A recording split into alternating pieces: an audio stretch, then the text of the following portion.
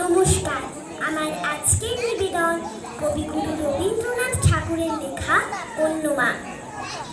আমার মা না হয়ে তুমি আর কারো মা হলে, ভাবছো তোমায় চিনতেম না, যেতেম না ওই কোলে। মজা আরো হতো ভারী, দুই জায়গায় থাকতো বাড়ি। আমি থাকতেম এই গাঁয়েতে, তুমি পাড়ের গায়ে। এইখানেতেই দিনের বেলা যা কিছু সব হতো খেলা। দিন ফুরলেই তোমার কাছে পেরিয়ে যেতেম নাই। হঠাৎ এসে পিছন দিকে আমি বলতেম, বল দেখি কে। তুমি ভাবতে চেনার মতো, চিনিনি তো তবু। তখন করে ঝাঁপিয়ে পড়ে আমি বলতেম গলা ধরে, আমায় তোমার চিনতে হবে, আমি তোমার অবু। ওই পাড়েতে যখন তুমি আনতে যেতে জল, এই বাড়িতে তখন ঘাটে বল দেখি কে বল। কাগজ গড়া নৌকোটিকে ভাসিয়ে দিতে তোমার দিকে।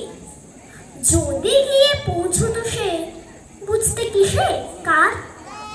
সাঁতার আমি শিখিনি যে, নইলে আমি যেতেম নিজে। আমার পাড়ের থেকে আমি যেতেম তোমার পাড়। মায়ের পাড়ে অপুর পাড়ে থাকতো তফাৎ কেউ তো কারে। ধরতে গিয়ে পেত না গো, রইতো না একসাথে। দিনের বেলায় ঘুরে ঘুরে দেখা দেখি দূরে দূরে। সন্ধে বেলায় মিলে যেত অপুতে আর মাঠে। কিন্তু হঠাৎ কোনোদিনে যদি বিপিন মাঝি পার করতে তোমার পারে নাই হতো মারাঝি।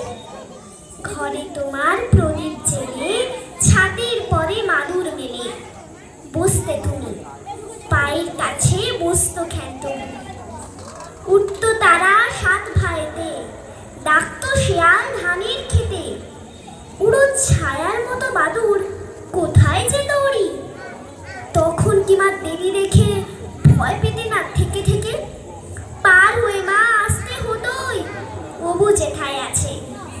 তখন কি আর ছাড়া পেতে, দিতেম কি আর ফিরে যেতে। ধরা পড়তো মায়ের ওপার অবুর পায়ের কাছে।